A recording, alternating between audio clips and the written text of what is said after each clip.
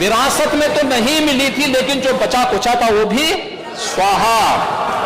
Samajwadi party का कार्यालय आज इस समय संत तुलसीदास जी के खिलाफ अभियान चला रहा है। रामचरितमानस जैसे पावन ग्रंथ को किस तरीके से अनादर भाव के साथ जगह जगह करने का प्रयास कर रहा है।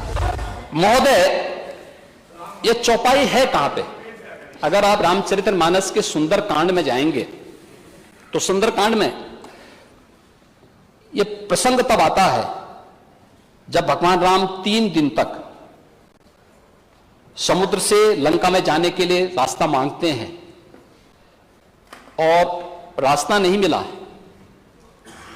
तो पहली चौपाई तो मैंने पहले बता दी थी, जब उन्होंने कहा कि भय बिन होई न प्रीति। और तब जब लक्ष्मण जी धनुष और बाण लेकर के राम जी के पास जाते हैं और भगवान राम को देते हैं और भगवान राम तीर का संधान करके फिर समुद्र को चेतावनी दे करके आगे की कार्रवाई करते हैं, तब समुद्र खड़ा होता है और भगवान राम के सामने फिर कहता है,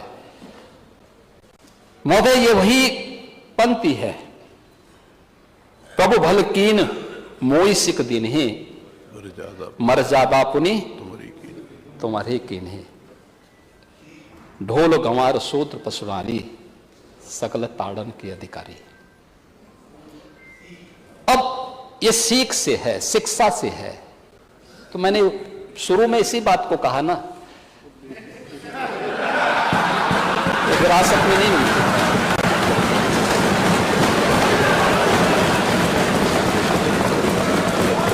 ढोल एक वाद्य यंत्र है।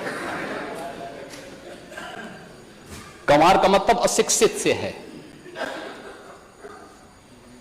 शूद्र का मतलब श्रमिक वर्ग से है, किसी जाति विशेष से नहीं है।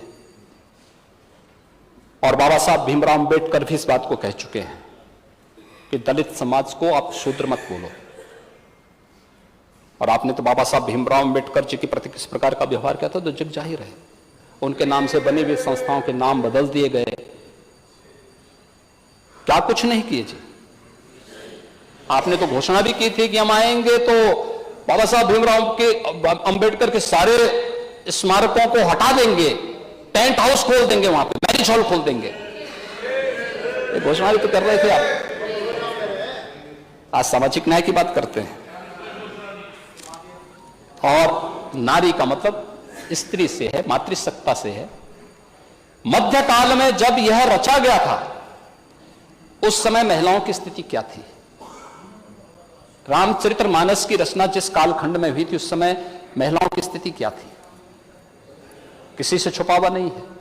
बाल विवाह जैसी विकृतियां भी उसी समय पनपी थी। इसलिए पनपी थी क्योंकि जिस प्रकार की शासन सत्ता थी, जिस प्रकार की अराजकता थी, उसको ध्यान में रख करके और उसको इस रूप में लेकर के मैं वही बोलना चाहता हूं कि आखिर विरोधी दल से जुड़े हुए समाजवादी पार्टी, विरोधी दल को मैं दोषी नहीं दे सकता, सॉरी, मैं समाजवादी पार्टी से ही कहना चाहता हूं कि आखिर आप इसके नाम पर, जिस पर उत्तर प्रदेश को गौरव की अनुभूति होनी चाहिए कि राम की धरती है, कृष्ण की धरती है, गंगा यमुना की धरती है, संगम की धरती है,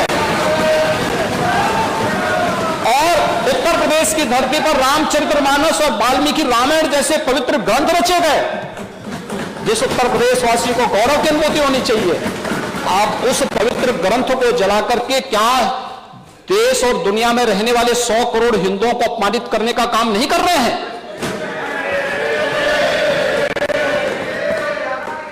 और इस प्रकार की अराजकता को कैसे कोई स्वीकार कर सकता है? कैसे कोई स्वीकार कर सकता है? और इसलिए महोदय मुझे तो केवल एक पंक्ति याद आती है, जाके प्रभु दारुण दिखती ना ताके मती। विरासत में तो नहीं मिली थी, लेकिन जो बचा कुचा था वो भी स्वाहा। और अटल जी ने इस संबंध में बहुत अच्छी बात कही थी। वह कहा था उन्होंने, हिंदू तनमन हिंदू जीवन, रग रग हिंदू मेरा परिचय।